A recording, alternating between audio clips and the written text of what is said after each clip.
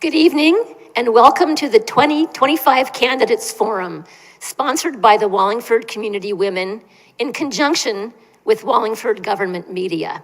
I am Sally Tremaine, your program moderator for the evening.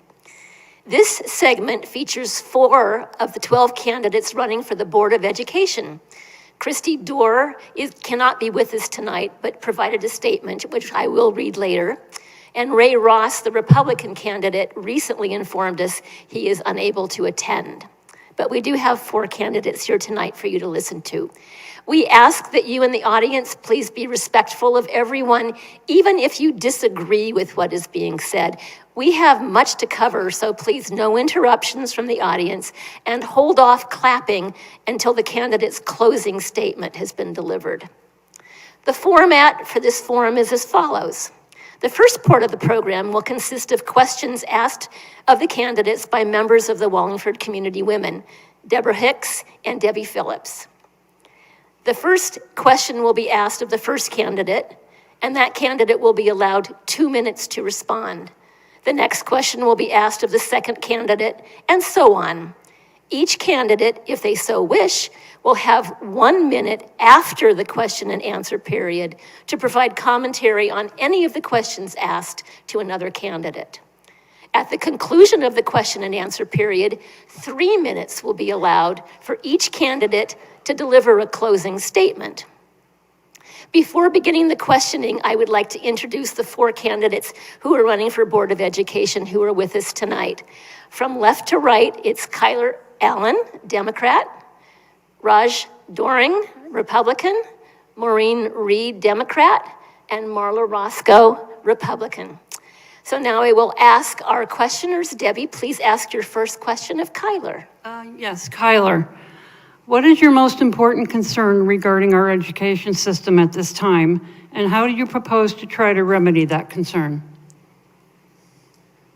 Thank you for your question, Wallingford Women and Wallingford Government Media. I think as far as the most important concern that I have is the infrastructure and the concern that parents and students have shared with me in understanding that if they don't feel supported in their environment, that they don't feel like they can learn effectively and they feel like they can't teach effectively. And that's backed up by what we've seen over the course of the several years up until this point, and noting that when we have maintenance funding, for example, tied into what the Board of Education budget sees as important to take care of, but then is unable to do that because other things come first. When we talk about whether you're going to figure out how to abate asbestos or make other improvements to the building, is that coming at the expense of teacher salaries, positions still remaining open, and things of that nature? And so when that thing gets, when you get those two things going against each other, there is a concern that the teachers are always going to have to be the ones that come first because the students are most important. And when we have people who are actually able to teach, that's what I think is the biggest concern, is that we have these maintenance concerns that are overly, kind of taking over that part of the budget. And that's something that, with collaboration of the town council and the mayor's office, and making sure that that can be, remedied by actually having our budget fully, funded for the years that we ask for it. Thank you. Debbie, will you ask the question of Raj? Given the increasing emphasis on both academic achievement and student well-being, how would you prioritize funding and policy decisions to support a well-rounded education in Wallingford schools? How would you ensure equity across schools and grade levels in implementing these strategies? Thank you for the question, Ms. Phillips. I hear 2 different parts to this question. I'm going to tackle each one separately. I heard a question about funding, and I heard a question about equity. So first, I will address funding. Budget time comes up at the beginning of each calendar year. Budget conversations, by their very nature, are not easy, as we always have a long list of things that we want to do to serve our students, and we need to prioritize based on the money that we have and the fiscal constraints that we have around us. Having been on the Board of Ed for a couple of years, I've gone through a couple of budget seasons. I've seen the difficult decisions.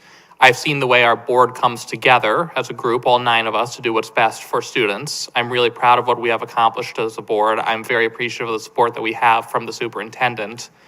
What I always say when I'm in the budget meetings, ultimately we're here for students. I think that's what makes it so easy for us to come together as a team. Democrats, Republicans, board members, constituents, central office staff, we're all in it for students. So when we're making funding decisions, we need to be looking at what has the greatest impact on students. That does not necessarily mean what touches students most directly. That means what has the greatest impact on the greatest number of students in the greatest way.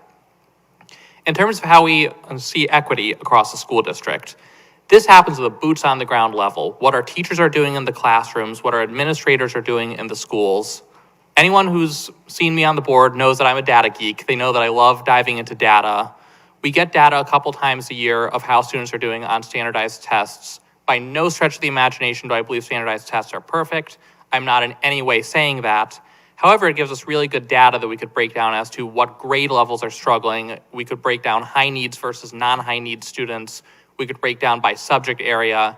And then our teachers in the classroom could break down even further to the individual student level to coach each student on what skills in each academic area they're strong with and what they're weak with. Thank you. Debbie, can you please ask a question of Maureen? Yes, Maureen, given the increase in special education students in our schools, how would you address their needs and make sure their individual learning plans are implemented given the current budget restraints? Thank you. Thank you for the opportunity tonight also. So first, I would like to state that it's a legality that the individualized plans have to be followed. So there's really no wiggle room on that. And in order to do that, we have to make sure that we have the support of the administrators to work with the special education teachers to make sure that they're able to fulfill all that is required of them, which is overwhelming at this point and a lot. There has been an increase in special education students through the state as well as nationally. This is something that we are all trying to work through to make sure that all students get a fair and equitable education. So in terms of implementing the IEP, I don't question that that will be done. Again, that is a legal matter and you would be out of compliance if you did not do that, and we have things in place to make sure that we do that. As far as making sure that we offer as much as we possibly can, we have a very professional assistant superintendent, Amy Turner, who I know, after being on the board for the last 3 years, makes sure that she is involved in state workshops, state conventions. Sometimes she even presents, and she brings things to our district, which really help with fulfilling the needs of all of our special education students and parents. So I do know that we have a good system in place to continue to work on the concerns and struggles that we do have in the system based on all of the needs that we have to fulfill through special education, as well as, might I say, 504 plans and general education also, that, you know, we have struggling learners. And so all of the things we have in place, I think, are pretty good, but we can always look for improvement. And as a board, we have to look to support and, you know, help guide the central office.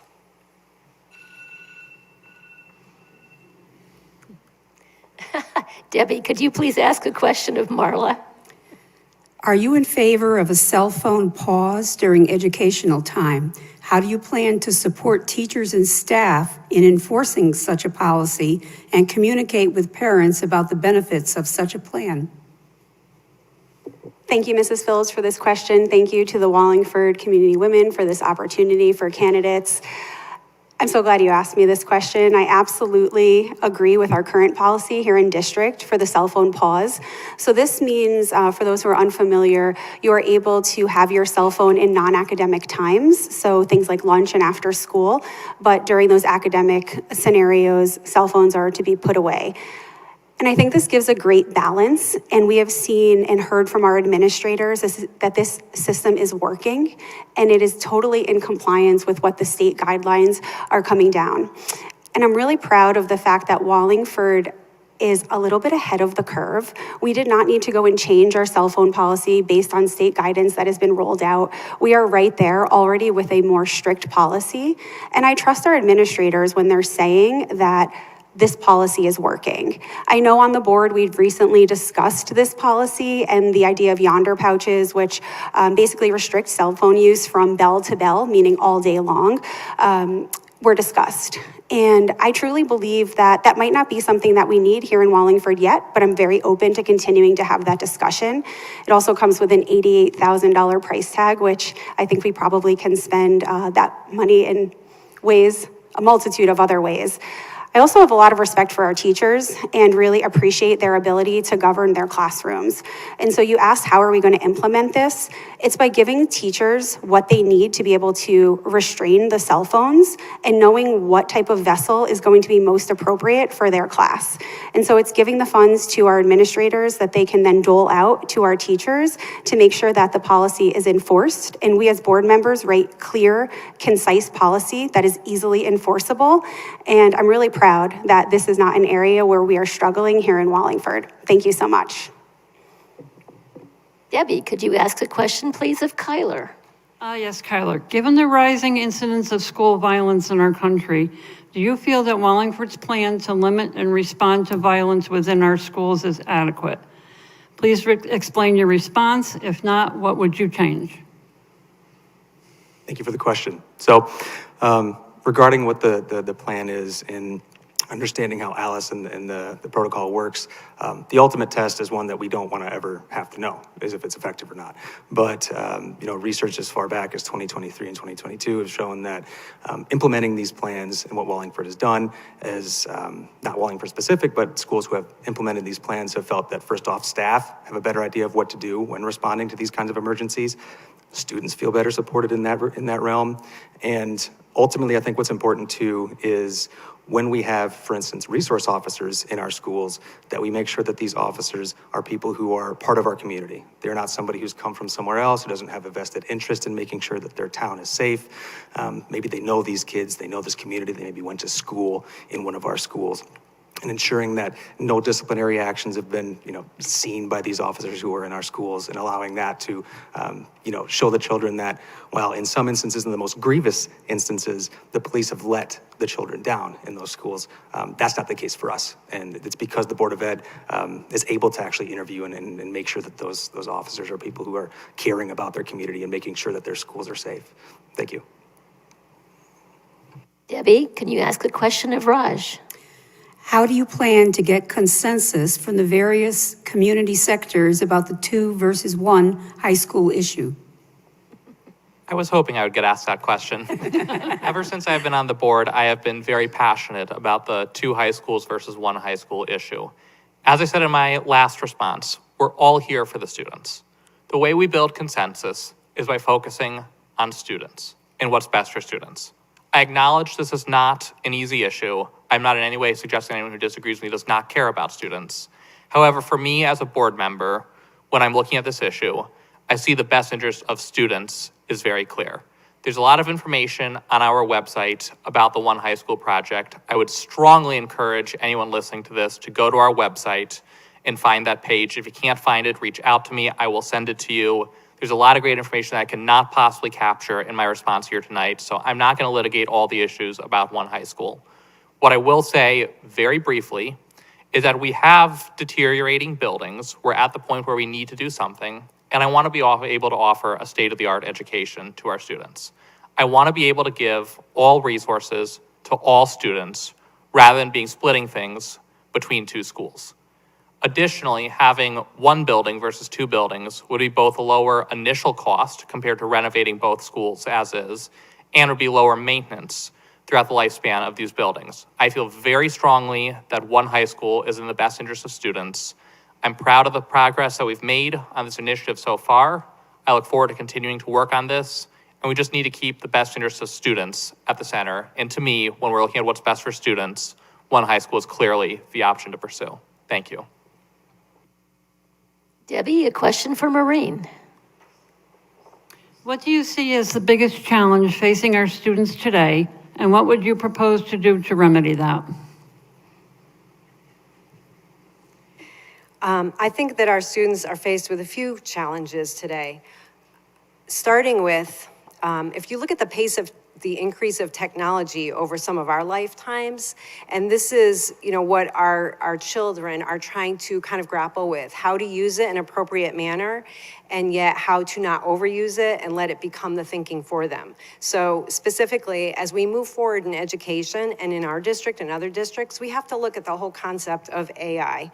It is here and it's not going away. How do we help our students to use that in an appropriate manner without actually doing the learning and thinking for them? We obviously still want our students to be able to learn to read and write and, mathematics and world language, everything that our education includes. But how do we work with our societal system that is coming before us? Another challenge is the mental health of our students. I think it's a very difficult time to grow up in our country. I think that there are a lot of things that they face, the social media, the regular peer interactions that have always come before students, and working with each other. So I think we need to continue to develop in our school systems like social, emotional stability and support for them. Our school systems are a microcosm of our society. And so as educators, we are, whether appropriate or not, or whether we like it or not, we are a part of helping them to grow as individuals so that they can contribute to our society once they leave our school system in an appropriate manner. Those are the challenges facing our children and also us as adults and educators bringing them into our community. Debbie, can you please ask a question of Marla? Connecticut has chosen to uphold diversity, equity, and inclusion, DEI, initiatives in our public schools despite federal pressure to eliminate them. How would you promote inclusive practices like culturally responsive teaching, staff training, and student support in Wallingford if federal funding is reduced or eliminated? Thank you so much for that question. So I'm really proud of the fact that we are very inclusive here in Wallingford, and we continue to see a big influx in the diversity of our population, which I think really adds to the overall wellness of our educational system. And you are absolutely right. We are in jeopardy of potentially losing federal funding, which is why I think it's important that we reassess the resources that we already have. Maybe looking at already allocated resources for PD, and instead of addressing a certain topic, if there's something related to cultural competency, maybe there can be a shift there. But again, that's not extra spend, that's money that's already been allocated. I think also looking for grant funding, there are several things locally that are allocated towards DEI only. And so I think if we look to utilize our grants, which our Superintendent Turner does an incredible job, Assistant Superintendent Turner, does an incredible job of making sure that we really utilize grant funding here in Wallingford. I think we also look to our teachers. They are incredible resources. See who is really leading and educating with an elevated level of cultural competence and allow them to be peer mentors and guide some of the other staff members. And I think one of the resources that people don't often think about are the people who are right here in our community. Community groups like SCOW, who are incredible resources, and our parents. I know my 2 boys have had parents come into their classroom and talk about different things like Yom Kippur, different Jewish holidays, and Diwali, and I'm sorry if I'm saying that inappropriately, but although that was a free resource, that was an incredible moment, not only for the student whose parent was in the class, but for that community, that classroom community, to come together and learn. And so I think we have so many great resources here in Wallingford to be able to really promote diversity, equity, and inclusion without spending extra funding. Thanks so much. Debbie, a question for Kyler. How would you ensure transparency and accountability in the board's decision-making processes?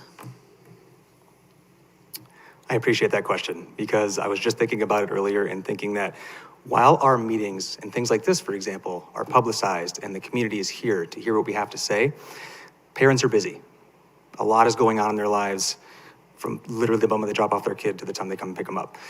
What I think is important to continue to do is talk about how we meet publicly. We have these resources for parents to see the meetings afterwards, whether we publicize them on YouTube, thinking what an additional step could be, and which might have led to this confusion of one school versus two schools, is sticking with more clear and plain language and making sure that we are communicating effectively to the people who are paying attention to our meetings to say, hey, this is what we are intending to do in our minutes, this is intending to do on our agenda, this is the process that we have. There's obviously going to be some things where things fall through the cracks and parents forget to attend things, forget to check in on things. But checking in with them, and if it's, putting it on each school's website up front, saying, hey, this is where we meet, this is how often it's meeting, and here's how you can check and see what our meeting was the last time we met. Thank you. Debbie, can you ask a question of Raj? What can be done to attract and retain quality educators in our school district? Thank you for the question. I always say that our teachers are our strongest asset. They are the ones who are in the classrooms interacting with their students on a daily basis. I really have a lot of respect for everything that our teachers are doing. We all know that teaching is a difficult field. Education is a difficult field. It's emotionally tolling, as these individuals have a large responsibility for our students. Ultimately, what it comes down to is the culture and the level of support that we have for our teachers. We have some phenomenal educators in Wallingford. I'm really proud of the group we have. We have very supportive administrators. So it's just a matter of looking at the resources that we have to support these teachers. We have professional development for these teachers. We have opportunities for them to be working with their building administrators, with their colleagues for mentorship. I'm really proud of all the supports that we have for our teachers, and I would love to see this continue. Thank you. Debbie, can you ask a question of Maureen? Do you think the distribution of school funds should support intellectual competitions as much as it does the physical competitions? Please explain your answer. Thank you. So I'm just going to make a little bit of assumption. Physical meaning the sports, athletic events, and intellectual meaning maybe such clubs such as robotics, maybe the musical, bring in musical and theater also into that realm, mathematic clubs. So if you're asking me what should be supported more, I think they should be equal. It's very important that we are we're teaching kids to be a whole person, not just intellectual, not just athletic, but a combination of both. Both of those realms, all of them, include different skills that people need to learn to become who they are as adults. And again, going back to our whole purpose, to have them move into society and contribute in a positive manner. So I think it's very important. I don't even think that's a question, that we support all of those pieces to help children do the best they can do. And there are some students will be guided in one direction more so than another. And, I think it's important that we support whatever their needs are to do the best that they can do and grow and learn upon graduation. So just to go back to again, I think it's very important we support both athletic programs as well as other clubs that are based in more maybe intellectual, which I would argue that athletic is also intellectual. If you ever tried to follow a game plan, you got to know what you're doing. So, also the more intellectual based clubs as well as music, theater, everything. We're trying to create a whole child here to be an adult. And the last question to Marla. What is your current involvement with Wallingford Public Schools, not including after-school events? And when was the last time you visited a classroom in support of teachers? Thank you so much for this question. I actually was hoping that I would get this question, so appreciate it. So I just want to offer a little bit of clarity because for those people who don't know, who are listening, the role of the Board of Education is not to be in classrooms. And so to ask the question to probably every other person is kind of unfair, and I'll explain why. But we do, as Board of Ed members, get welcomed into schools for special events, for assemblies, to be guest readers, and those are amazing. Sometimes we get to take facility tours. Those are not as much fun. But I have a very unique opportunity and experience as the only person serving currently on the Board of Education that has children in our district. And so when you ask me the question, when was the last time I was in school? It was 2 weeks ago. And so I think that also allows me to have a very different perspective as a board member. I not only look at things from that board perspective, but I look at our district from a parent's perspective. And honestly, one of the perspectives that I think is most important through the eyes of my 2 little boys who are in elementary school. And I'm able to take that very unique 3-lens perspective and bring all of that to the Board of Education. I believe so strongly that everyone who sits in these seats brings something to the table, but we need more parents who are living this education alongside of our children, serving on the Board of Education, because you just experience it in a whole different way. And I think it makes you focus in a different way. And I will tell you, whether I'm in the classroom as a Board of Education member or as a volunteer parent, seeing the students' excitement and watching them bring the curriculum to life is absolutely the highlight of any day. So thank you so much. We will now allow each candidate the opportunity for a 1-minute comment on any of the questions that were asked tonight that you did not have the opportunity to answer. Kyler, yeah. So thank you again. For myself, what I wanted to emphasize too in regarding to the DEI question that our state so strongly and passionately had emphasized, that this is a bit of a national concern, and that if our students not only just know that they're supported, but feel that way, and knowing that these after-school programs continue.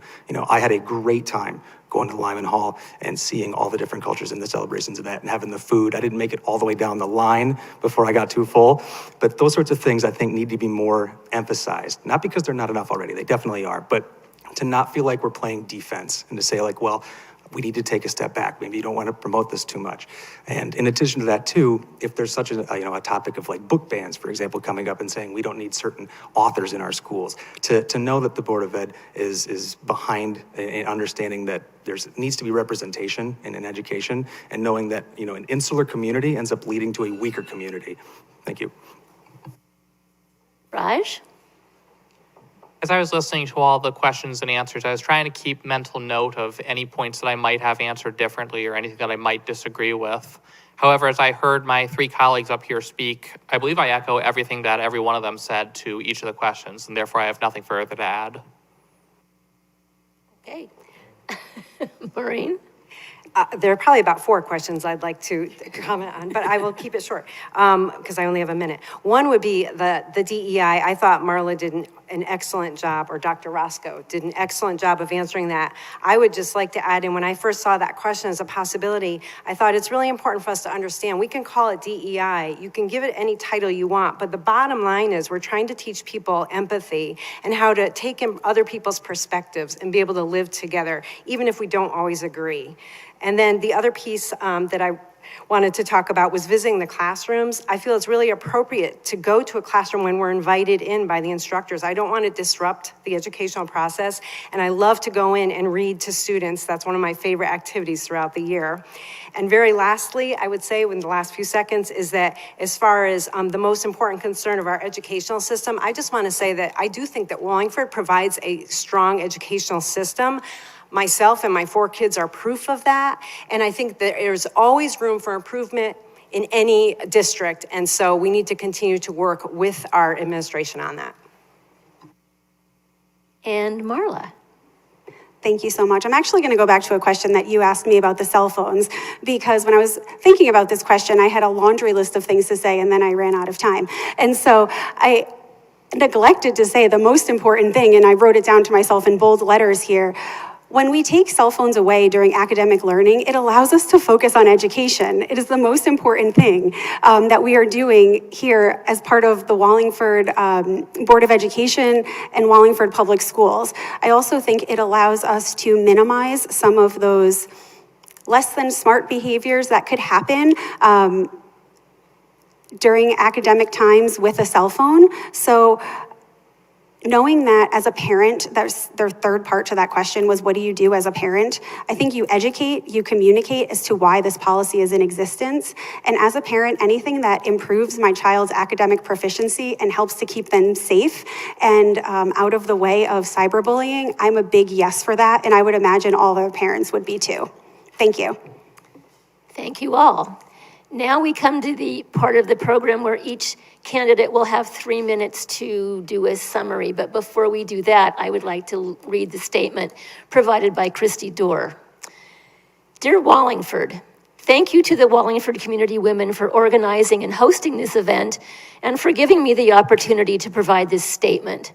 Regretfully, an unavoidable work conflict prevents me from attending tonight's forum in person.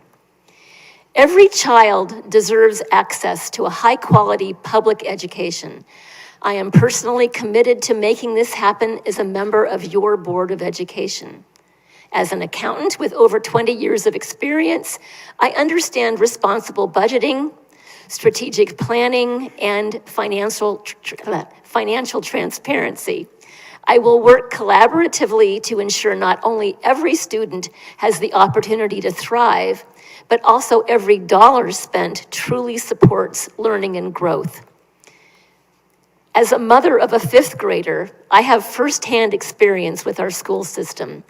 5 years ago, I sat next to my son as he started kindergarten at home on an iPad. More recently, our family went through the PPT and IEP process. This was a long and sometimes frustrating process, especially for someone without a background in education.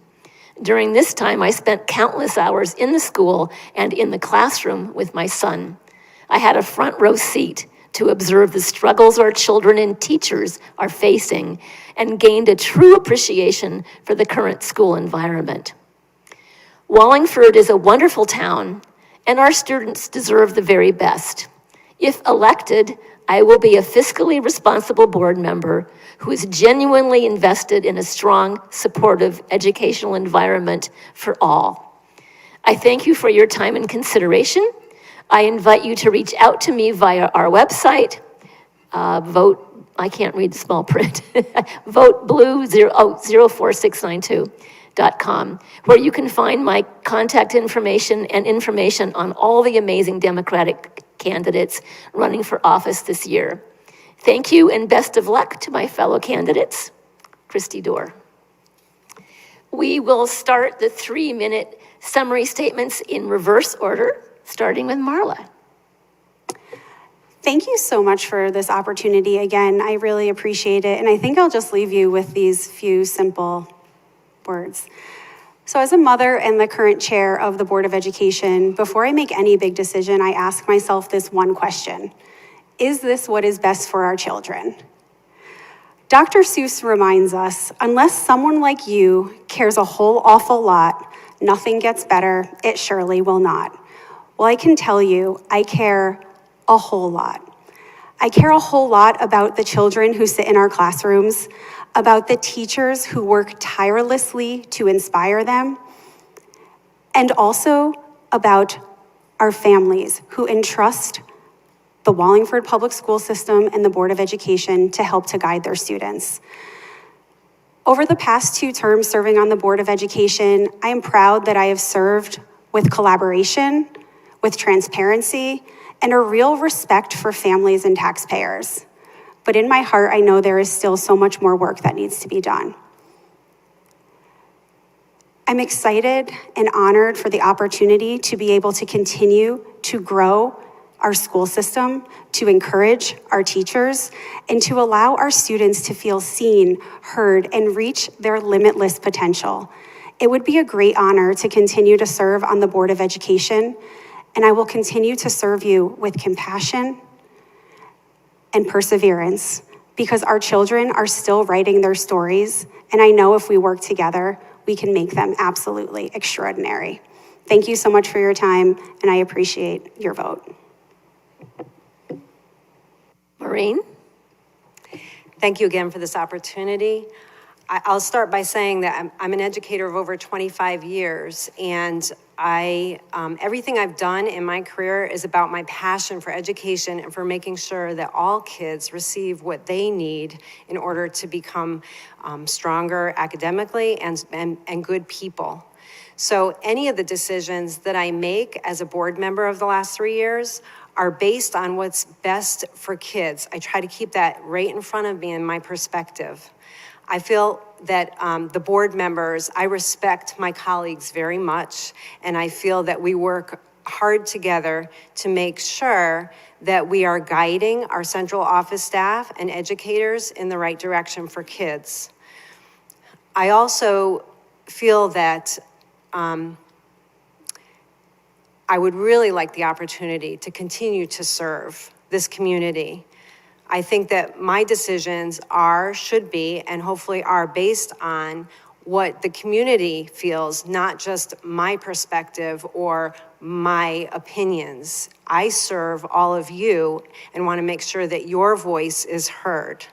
And I especially want to make sure that our students and our staff are heard. It is a very challenging job right now to be in education, and our teachers and educators and everybody in the school system our administrators, everybody needs to be supported. It is a very difficult job. And so as a board member, I promise that I will keep kids in the forefront, I will listen to parents and community members, and that I will support our school system, because that's our role, to make sure that the right decisions are made for kids. So I really hope you give me the opportunity to serve again. And Raj. Thank you. I have been on the Board of Education just shy of 4 years now. This role is anything but easy. It requires long hours, and it's emotionally exhausting.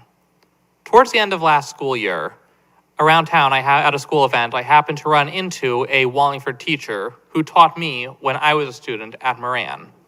And he asked me, what's been the single biggest surprise about being on the Board of Education? Without skipping a beat, the answer I gave him was that I did not realize that being a board member would become such a big part of my identity, and that it would be on my mind so much, even when I'm not in board meetings. Despite the long hours, the amount of time it takes up, and the emotional toll, being on the board is incredibly rewarding. And the reason it is rewarding is twofold. First and foremost, it's because of the reasons that we're all on this type of work. This is not about politics. This is not about political parties. This is not about Republicans. This is not about Democrats. This is about kids in our town. I have a long history in Wallingford. I attended Wallingford Public Schools for the time I was in preschool through the time I graduated high school. I've lived in town my whole life. I'm active with several other community organizations. I work with Wallingford Magazine, Glow Food Ministry, Coalition for a Better Wallingford, YMCA, United Way, several others. It's really rewarding to be able to give back in this capacity. And second is the people. I always say that the people that you work with make or break your experience. We have a great team of board members. We have a phenomenal superintendent. We have a great central office staff, building administrators, teachers, staff. We have a great team around us, and they've become a lot more than colleagues. They become friends and family to me. I have been on the Board of Education for 4 years, and I ask for your support in 2 more years on the board. You could feel free to reach out to me at any time. You could find me on any major social media platform at Deering for Board, or you could email me at rdeering@wallingfordschools.org. If you've reached out to me before, you know that I always respond to messages in a timely fashion. I'm also always happy to set up phone calls with people. If you would rather speak over the phone to discuss something, I'd be happy to find a time to speak. Thank you. And last but not least, Kyler. So to kind of buck the trend here a little bit too, and saying that I am not an incumbent, obviously. I'm a new person running for this position. And the reason why I felt it was, such a strong part of what I want to be in my identity is knowing that when my wife and I moved here, we made Wallingford our town and our home. And this was a decision not just because the electricity was cheap, but because of how welcomed we were just by visiting a local restaurant after we had seen a place for the first time and decided that this is something we wanted to consider our home for the rest of our lives.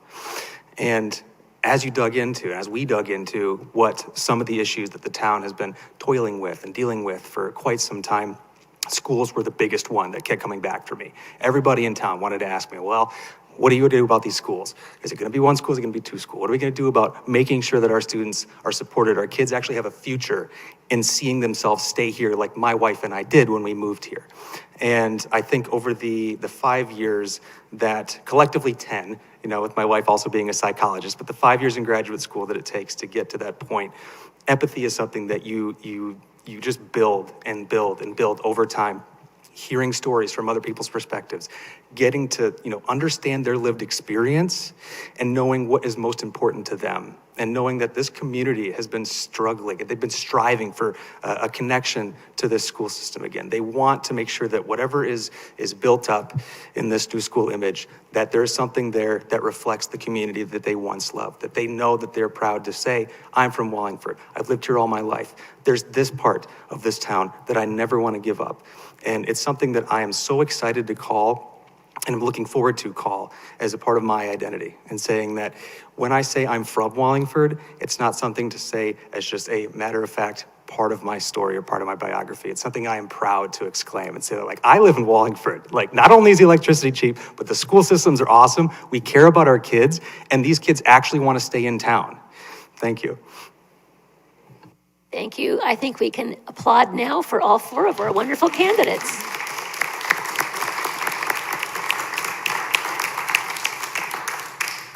This concludes part 1 of the 2025 Board of Education Candidates Forum. Session 2 will begin shortly. On behalf of the Wallingford Community Women, I thank you for watching, our television audience and our audience here, and remind you to vote on or before November 4th. Good night.